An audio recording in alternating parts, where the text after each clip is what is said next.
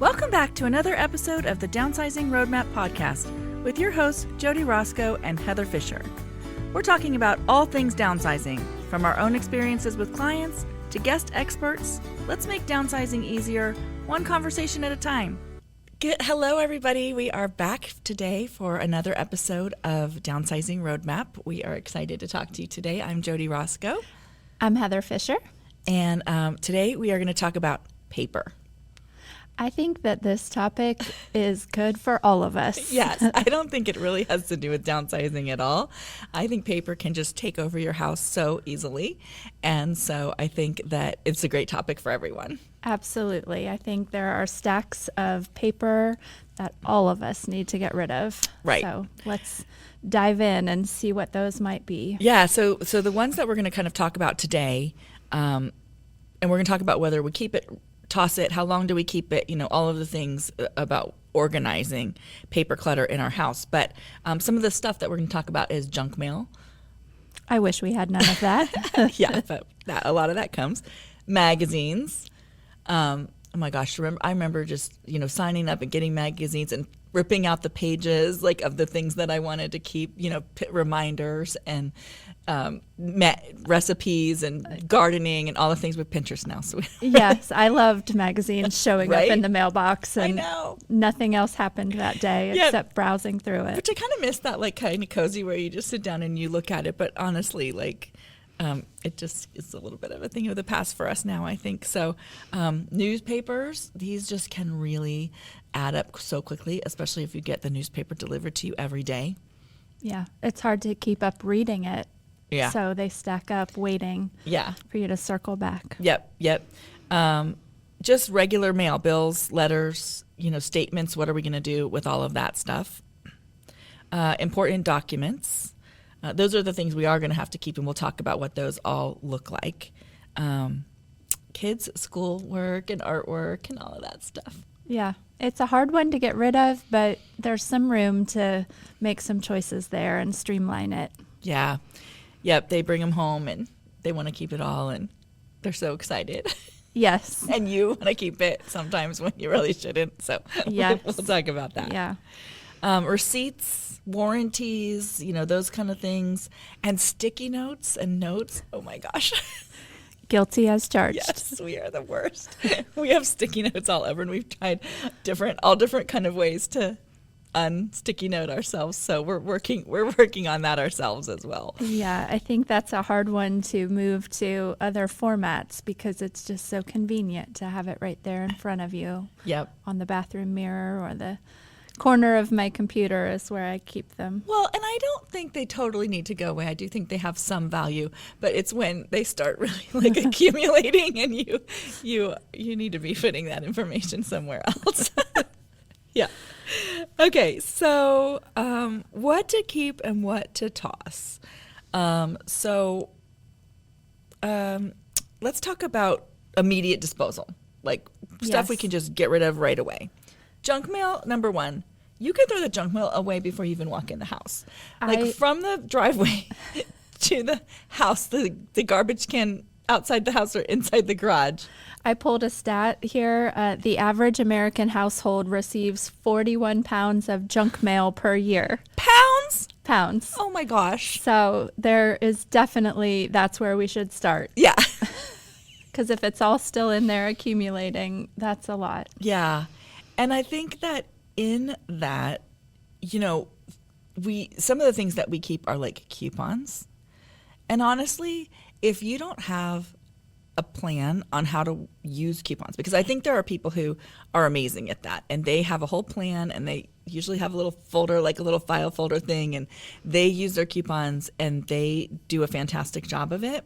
But if you don't have the plan, then what happens is you cut the coupon, you put it in the junk drawer probably, or somewhere like that, or it lays around on a surface that it shouldn't be laying around on, and then it expires. And especially if it's in the junk drawer, you'll know when you guys are cleaning out your junk drawer, and you'll find all the expired coupons for things, right? And so I love the idea of the coupon and saving money and all of that. I think that's all important. But if you're going to be clipping coupons and keeping that stuff, then you need to actually create a whole plan for yourself on how you're going to use them and be kind of diligent about that. Otherwise, they're just another form of paper that's stacking up. I think you're right. The people that are in that camp of successfully using them to save money definitely have a system, and they're not going to have, we're not saying get rid of all of those if they're working for you, because for that system to work, you're already getting rid of the expired ones and all of that. I know in my house I was in previously, and we just had a drawer that was like the pizza menu and pizza coupon drawer, and the flyers would come in the mail and they would just get put on top, but then it would just pile up, and then when you eventually clean your junk drawer every year or so, you throw them all away. Yes. So, and also, like, I really wish that, like, CVS, you get the huge receipt with like every coupon, which are great coupons, and I never remember to use them. I'm like in the same with my Kohl's cash, like I don't remember to do any of those things. So I really wish when they gave you like your when you scanned your little code or whatever for your whatever that is, customer your app, your customer number that you have, I wish they would just automatically give you the coupon off and not print it out and then have you try to keep it. But anyway, that's for another day. But there's the whole list of stores that you are forbidden to shop at if you don't use a coupon. It's just right. You must. Right. So anyway, figure out where to keep them and how you're going to actually use them, or let them go. Old magazines and newspapers. So pretty much everything now can be found online, like especially in magazines. I do love to look through them sometimes, but you can, if you're going to do that, you can look through them and then just let them go, right? If you want to still read them and cozy up and have a day where you read your magazines, that's fine. But we used to keep them because that's where the information was. But definitely the information and much, much, much more is out there online already. I think that it's a matter of magazines. For the first step is evaluating what you do with your magazines. We've had clients that we've gone to, and they'll have, every National Geographic from That's so common. Whatever, year. And it's really thinking about, why are you saving them? Is it as an investor collector's item and you're keeping them in pristine condition, and is that even a thing? And evaluating that. Did you just start and that's just, I just put them there, and you never revisit them? Then probably let them go quickly. Is it that, you do enjoy going back and looking at some? Then maybe it's just minimizing. What are my favorites? What are the issues that I, would like to go back and look at, and cutting it down.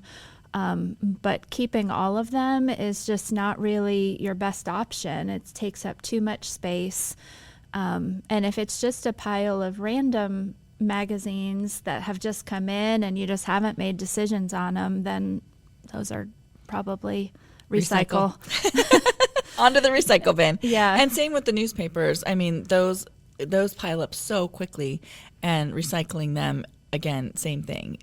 You can recycle them, you can use them, if you have a fireplace, you can use them for kindling and all of that stuff, but don't keep too much of that. Don't keep keeping it thinking, I'm going to burn that, or I'm going to whatever. So into the recycle bin, I think that most of it can go. Yeah, I think that we fool ourselves, especially with the newspaper, that, I'll finish reading this later, but by the next morning there's another paper. Right. So, if you haven't finished it by the end of that day, then put it in the pile for recycling and get them out of there. I think it's kind of cool. I have newspapers, the issue that came out the day each of my kids were born. Yeah. But, if you have a couple milestone ones like that, that's okay. But if it's just your daily paper stacking up, and I know, people think, I'll save it because I need newspaper for various things, wrapping around, protecting things, or using the newspaper, but you only need so much. Right. So don't keep boxes of it. Right. And I think back to the National Geographics, which we do find in lots of people's homes, I think they are really they're the same as encyclopedias, right? They were at a time that's where you got your information, or they were really cool photos, or, cool information same with like Life magazine and some of those other ones that really people, all the things like that's where you got your information. But now we get our information online, and so we just don't really need it. I think it's a huge difference that we have such easy digital access to photos and images of, places or things or, animals and things, that we did have a sense, 10, 20, 30 years ago, if we, our photos from the zoo were the only pictures of giraffes we were going to see, or National Geographic places that we can only hope to travel to. Yeah. That was our only way to keep those images. But you're right, now with it being so easily accessible online, the need is definitely changing. And remember, when you're letting things go, there is a thing, like a mental thing that's proven, that we want to keep things just because we already have them, like just because we own them. And so would you go out and buy new National Geographic magazines? Like, are they that important that you would want that, or whatever magazines that you're looking at, books, any of that kind of stuff?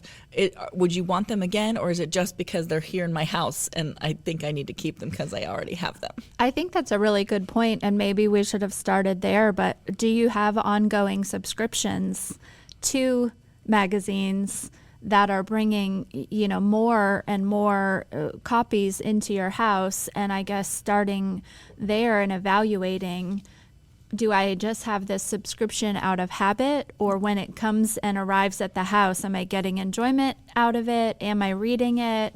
Am I using the information? Or is it time to cancel the subscription because they're just getting put in a pile and stacking up and not looked at before the next one arrives? Yeah, that's a good point. We have a lot of recipes that we have used from years of magazines that we got, in the mail. But now I just Google online very often. And so I think it's interesting to see new ideas and whatever in the magazines. But really, when I want something specific. So then I go and I need a great recipe for this, X thing, chocolate chip cookies, what's the best recipe? I'm not going to go look through all the magazines that I have to see if I can find the best one. It's just not time efficient to do that. So Right. Okay, you get the idea. Mostly let them go. Yes, recycle. We're still in immediate disposal, friends. Okay, and then you can get digital subscriptions, like you said, to the magazines if that's easier. And so then anything else that's not in the forever category that we're going to talk about, that's older than 7 years old, you probably don't need it. So we can talk about the next category, but think about things that are just old papers, because what we do is we put them in a filing cabinet and diligently file them and get them all in order and never ever look at them again. Just keep buying more file cabinets. Yep. We just never look at them again, and we think that we're going to need them, and we don't. I think you had a stat on that one. This is from the National Association of Professional Organizers, and 80% of the papers we keep are never used again. Right. Yeah. We're back to the 80-20 rule. Isn't that crazy how that just continues to pop up? Yeah. So we could get rid of at least 80% very easily. Yes. Yeah.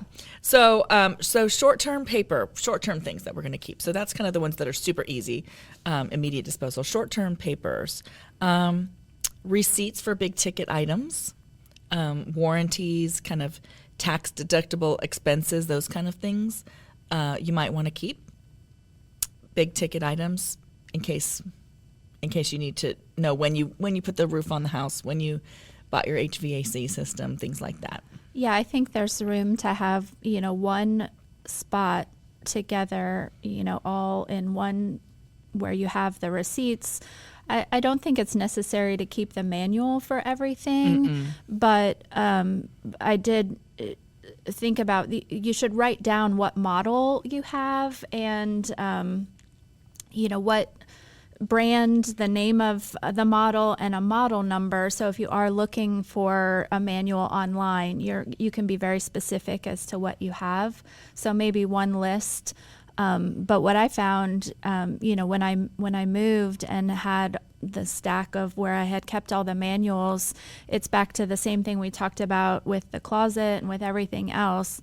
One in, one out. So you don't need the manuals for 3 appliances ago if you're replacing your microwave or you're replacing your vacuum cleaner. And a lot of those manuals are online now. Yeah. And if something breaks, like you can go to YouTube and like get the super quick lowdown on how to try to fix it yourself before you call the appliance guy or whatever. So again, the manuals are usually online. Like you said, you need to know what style or whatever that is. But other than that, you don't really need to keep those. And the big ticket items, you really just, so when you're going to sell your house, if we're going to go in that direction real quick, you do want to know what years you put the big ticket items into the property. So you want to know when you got your roof done, when you got your HVAC done. If you got all Water new carpet, heater, you put a fence in, kind of upgrades that when you upgraded the master bathroom or the kitchen or whatever, that really helps the agent, your real estate agent, kind of help you determine a price on your house. And those upgrades will help you sell the house most of the time. So you want to know what all that is. And so you want to kind of keep all of that together. Yeah, one organized place with all of those things is not going to take up that much space. Yeah. It's the key to knowing where it all is, that it's all together and organized. Yeah, and definitely when I went through my manuals, there was definitely stuff for things that I didn't own anymore. So. Right, because we replace it and we just tuck the manual the new manual in and don't go, where's the one for the old version of whatever? So pay stubs, you really only need to keep your pay stubs until you get your W-2 because that rolls up all your pay stubs. So in a year, you can have a folder for the pay stubs, but then once you get your W-2 and do that, the pay stubs can go away. So in short term, insurance policies until they're renewed. So you don't need to keep all of the old ones every year that you renew your insurance policy. So then that old one can go. It might be worthwhile to invest in a shredder. Just for that kind of thing, you can just get a home shredder that's not that expensive. If you haven't done your paperwork in a really long time, you might need to drop it off somewhere. Office Depot has shredding and UPS has shredding. Or a lot of cities have a monthly shred date or a quarterly shred date. So whatever city you're in, call the city offices or look online at their calendar, and those are typically free. Some of the other places you mentioned might be a minimal fee to do that, but well worth it, either route that you go. Yeah, when we moved, we had not taken care of our paperwork, so we just had that same, years and years of the boxes, boxes that the cardboard boxes you put together and you put your taxes in it and all of that stuff. And we had probably 20 boxes of paperwork. So we actually called a service to just come and pick it up. So depending on the level of what you have, you can keep that box. And like Heather said, you can just take it to your shred day once a year, or you can just buy a little shredder. If you're going to keep up on things, that would be useful to just keep it up, do your shredding as you go along. Yeah, and we're not a huge advocate about buying more things to keep yourself organized, but I think in this category there are 3 things that once you've gone through and you've gotten yourself to an organized place, the 3 things that may be great investments would be a small personal shredder, so you can shred things as they come in and not let them stack up and get tucked into piles again. Because if you don't shred it right away, then you start feeling like I need to go through that pile again. Yeah. That I personally do. Right. What if something is important in there that I need to what if somebody put or something somebody in the gets wrong my pile? info from it? Yeah. So shred it quickly if it's a shred item. And then 2 other things that can be worthwhile to keep up on paper is a scanner, whether it's, a standing scanner as part of your printer with your home computer, or if it's an app on your phone. I know we use a couple lots for our work, and they're pretty easy to use. and simple for anyone to do.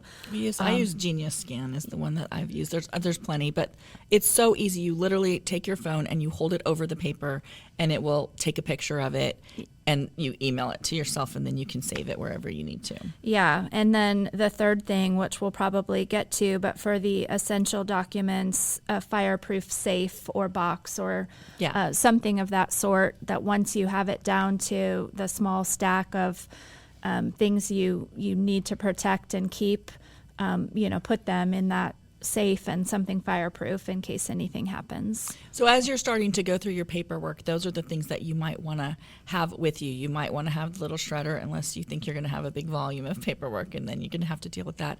And you might want to have that box so that you know that everything important is going to go in there, and then you can organize it.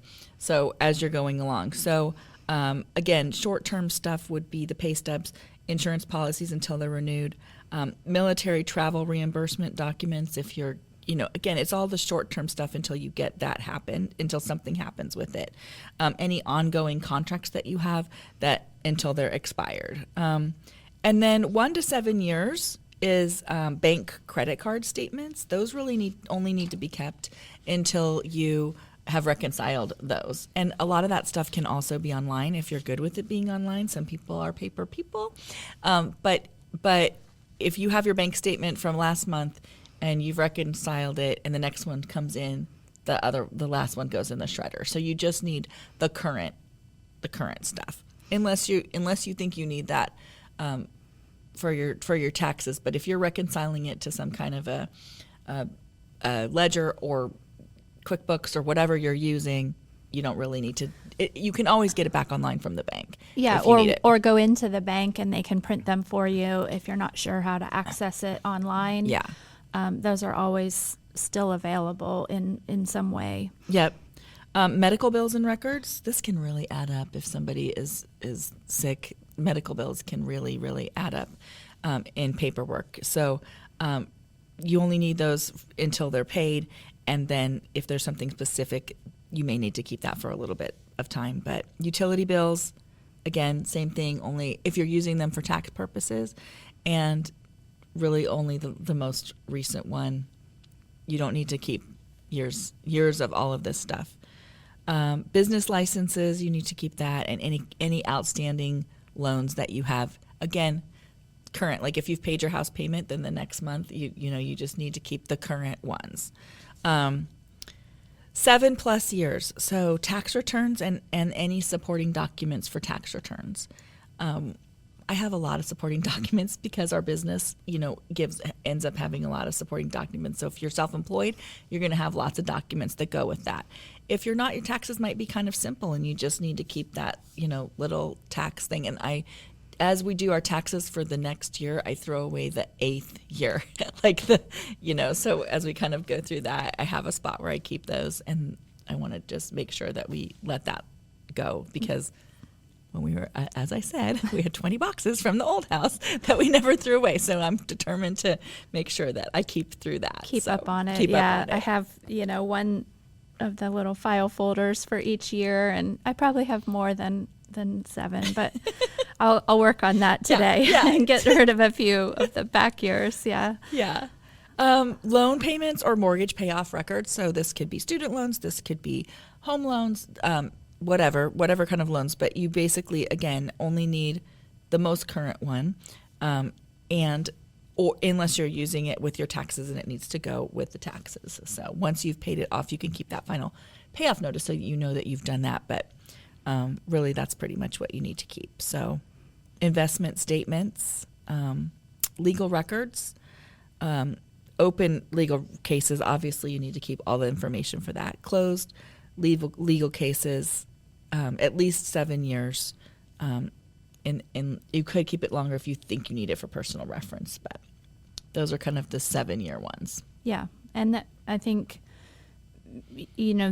when you were talking about the payoff records and stuff, it doesn't mean you need every piece of documentation for a mortgage that's already paid off and closed. Yeah. There's still condensing to be done and just keeping those 1 or 2 papers that are the needed, necessary ones. Mark's dad had every every paper that they ever sent him for his 401k. Like every single, and you just don't need it. You just need like whatever the current one is. Yeah. So. Well, and when you open the mail, it feels like it takes 6 pages to tell you 3 lines of information Right. on the statements we get. So Yes. Yeah. I'm sure it's all important, but it's a lot of paper that can add up quickly. It is. It is. Okay, so stuff that needs to go in that box, in that fireproof box, and stuff that we need to keep forever would be birth and death certificates. We need to keep those, and your social security card and your passport. So all of those that are your personal, and your marriage and divorce decree, and any kind of prenuptial or postnuptial agreements, and domestic relation orders, anything to do with your kids, annulment decrees, alimony settlement agreements, all of that stuff that goes with your relationships, and birth and death and all of that. So you need to keep all of those things. Any comments on any of those? I think it's important, those a safe or a fireproof box. It could be any size, but typically they're that, suitcase maybe size box. And I would just say if you're getting to the point where you've brought your paperwork down to just these important items and you're doing that, organize that too, so that someone who needs to help you with something, put things in a manila envelope or a file folder inside that box and label, this is the insurance policy covering this. Yeah. And maybe the company's contact information on the outside of that, folder you're putting it in. Because at some point, it may be someone other than yourself that needs to find these documents quickly. And I think you can drill down, and if you've gotten that far that you've gotten rid of the clutter and you're down to that, take that final step and, organize what's in there and why. I think that's really helpful, and it's a gift to whoever's going to help you, in the time of a crisis. Yeah, my mom was like the ultimate paper keeper. And so she thought everything was important and she didn't want to let any of it go. So what that meant, though, was when she passed away and I need to find the title to her car, it took me 2 weeks to do that, going through boxes and boxes and boxes of paperwork. And it ended up being in a pile of paperwork with junk mail and her social security card and the title to the car and a bunch of other papers that didn't mean anything, and medical papers, and just conglomeration of things. But it was really hard to find it through all of the other paperwork that was there. So honestly, because your mom didn't make that decision on what was important or what wasn't, you had and she may have known immediately, but because of that, because it was all mixed together and not in, an important paper spot, you then had to go through every paper and make a decision on whether it was important and,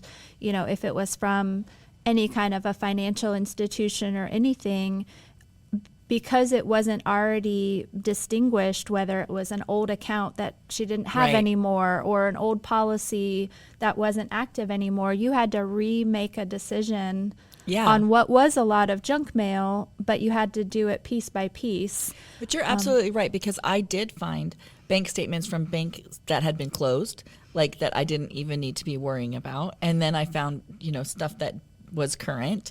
And it was just kind of all of it. And it is a gift. I'm telling you, it is a gift to put that stuff together. It's peace of mind for you.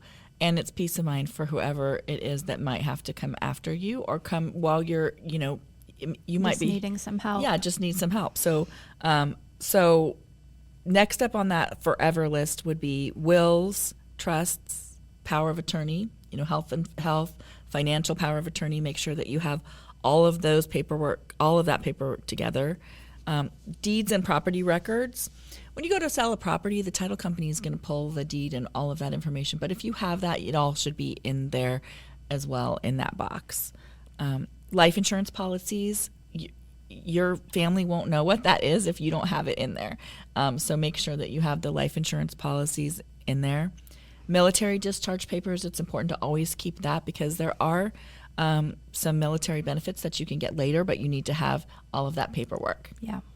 And for spouses as well, keep that even if someone has passed, keep their military paperwork. Yeah, VA benefits, paperwork, service records, immigration papers, if you've immigrated, you need to keep those.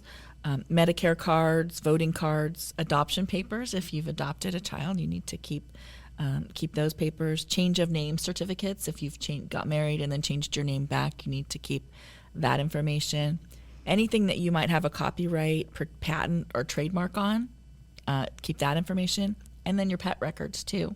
So you need to keep whatever, if their license is current and up to date, you need to keep that and their pet records. And then on top of it, this is something that you would write yourself, but in that box, it would be great if you added some information about your funeral arrangements or what you're thinking about. And I know that stuff's kind of hard, but if you get to a place, it could, in a surprise, we all hope not, but it's great to have that information for your family. Yeah, it can give them peace of mind that they're making the right choices for what you would want. And I think there's room too outside of, your will and your large assets that you're leaving to someone. This would be a good place if there are just items as you've gone through, and we know you've been working through the process of decluttering. If there are things that you want a specific person to have for a specific reason, just keeping that all in one spot, solves problems later. Absolutely. And then the other thing you need to do in that box is if you are you're paying your bills online or you're getting, digital and you don't have any paper of the account numbers that you have for your 401k or any of those things, or your regular bank accounts or your credit cards, all of that needs to be just written down on a list of all the accounts that you have so that somebody can take a look at that and the passwords of that and the password of your phone. Because if they need to change the password to an account, let's say they were trying to pay your utility bill for you because, you went off on vacation for a month and you need your utility bills paid.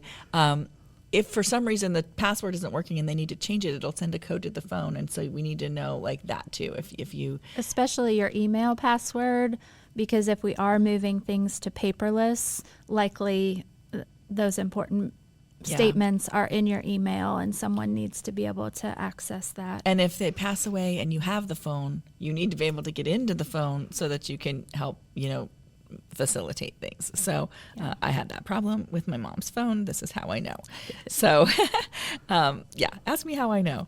And you just don't want to be hitting roadblocks when you're trying to deal with stuff. It's already hard. So you don't want to be hitting more roadblocks. So, and the other thing is my dad was talking when my mom passed away and he said, hey, I have a bank security box or safety deposit box. Yeah. I have a safety deposit box. And I'm like, oh, I would never know that. I wouldn't even know to look for it, let alone know where the key to it would be or what bank it was at. Well, if you come across the key, you don't know what bank it's for. If you have something saying what bank it's at, but you don't have the key, they're not going to let you into it. So. Right. So I was like, really? Have it all. So if you have anything like that, and I know that's a little bit old school, but like if you have that, or if there's a safe in your house and you need to, what's the combination to that, all of those kind of things. So make sure that. Yeah. If you put all of these important papers in a fireproof safe, who is going to be able to get in and make sure there's some options? Mm-hmm. Okay, so a lot of these things you just want to, there are some forever things and you just want to keep those all together and organized in a way that somebody else could use them or that you can use them when you need to get to the information. Okay, I'm going to just quickly touch on kids' artwork and photos because I think that's a whole segment on its own and we will do photos at one point. But right at the moment, I'm just going to say, set a limit to choose the best ones, the best photos, the best artwork, and set a limit, whether it's a box or it's a couple shoe boxes for your photos, it's a one box for your kids' stuff, whatever that limit is, and don't go over it. And you have to kind of keep looking through them and picking different ones. I think it's back to our same theory on so many other things. If you have boxes and boxes that you never look at, the better alternative would be a few things that you're displaying or looking at regularly in some way so that you're getting the enjoyment out of it. Yeah, Ryan drew this robin when he was he was probably 7 or 8, and he painted it, and it has this blue background, and he painted snow, and he's super fat with these skinny little legs, and he's just the cutest thing. And so I framed it. So I put it up at the holiday time, and it's a fun like little winter picture after the Christmas time is, and it just makes me happy. It makes me laugh when I look at it. And so I think if you just have a few things that are special like that and you use them, display them. Yeah. Yep. And so pictures, again, you can put them in boxes. You can put them by person or by year, but don't have like 100 boxes of pictures either. Like, start sorting through them and really keeping only the good ones. You might want to get gloves when you handle your photos, just because you don't want to get a whole bunch of fingerprints on them. Those can be scanned also. So again, we'll have a whole thing on photos, but in the beginning, I would just put them all together. And if you really want to get started on those, I would just start by weeding out the ones that aren't good, because there's going to be a lot of them. Because right now, we can take a picture until we get a good one. But back then, we just took 12 or 24 pictures and you got what you got. So. Right. All right, so you've gotten all your paperwork under control, and now you need to create an organization system. And so what we think you should do is you should have like an incoming paper station. Remember, all of the junk mail is going in the garbage before you even come in the house, right? And so you have a paper station near the entryway, or if you have a desk, you have a specific place where you put the mail that then you can use. You can use that area when you pay your bills. And a small place to keep documents that you think you're going to keep. I think if you're sorting it as it comes in, I thought this was interesting, but the touch it once rule, and then so it just means that immediately when something new comes in, decide if it should be filed, acted on, or shredded. So you're not just delaying the whole decision on it, but you're making that decision. You might not be filing it right at that moment. That could be a once a week, I'm going to take this pile and file it where it needs to be. But make the decision and have those distinct actions so you don't have to keep remaking that decision and just have one pile on your kitchen table or your kitchen counter. Decide, is it waiting to be filed, and then just file.